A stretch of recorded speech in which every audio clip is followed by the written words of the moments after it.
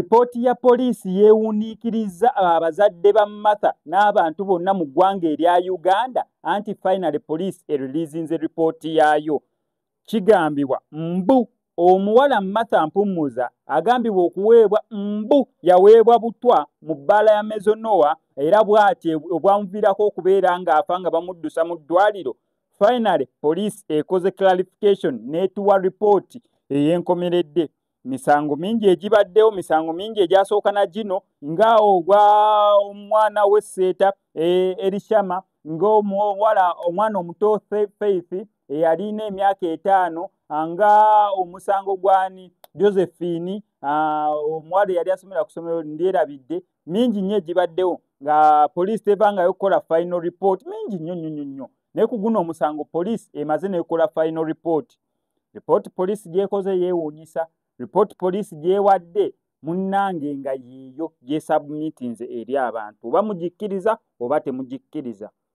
Okusinziira ku poliisi bo bagamba mbu okusinziira nti ono omuwala we yabeerera mu bbaala yagenda mu ofiisi ya manager mbu era nga ye yali boyfriend we, manager kweyo ebbaala era nga ye yali boyfriend we. Mu ofiisi ya manager mbu bagenda Kawolongojjo oba mu nsonga z'okwegadanga nga bali babiri.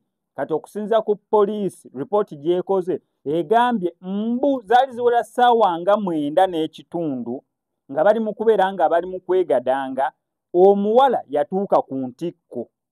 Mu kutuuka ku ntikko kyamuleetera okubeera nga aluzinga consciousness oba n'azirika. Mu kuzirika bagenda omujja omutwala mbu okusinza katambi ne CCTV camera ziraga omulenzi ng'atidde bali Kawolongojjo, omuwala atuuse ku ntikko, omuwala azirise oba afeyintinze kyonna nga oyinza okitwala. Omuvubuka amuvaako, omuwala ayambala empale adduka atandika okuba amasimu, bamulaba ku kamera wabweru ng'akuba amasimu, akubira mikwano gye waaye mbadde eno ndi Kawolongojjo naye omuwala azirise. Bagenda omuwadawada omuwala omukwakwata omutwala omutwala mu ddwaliro nga zembuyaga ezikunta. Okusinziira ku poliisi oyinza okitwala mu njogera ennyangu nti omuwala yafiira Kawolongojjo oba ensonga y'okutuuka ku ntikko yamuviirako okufa okusinziira ku ripooti. Kati nze mbinnyonnyole ntya? Munyamba mu comment section engeri ennambulukufu gye nina obbeera nga nkinnyonnyola. Yeeyo ripooti evuddeyo. Climax okutuuka ku ntikko kwe kwaleetera omuwala okuzirika.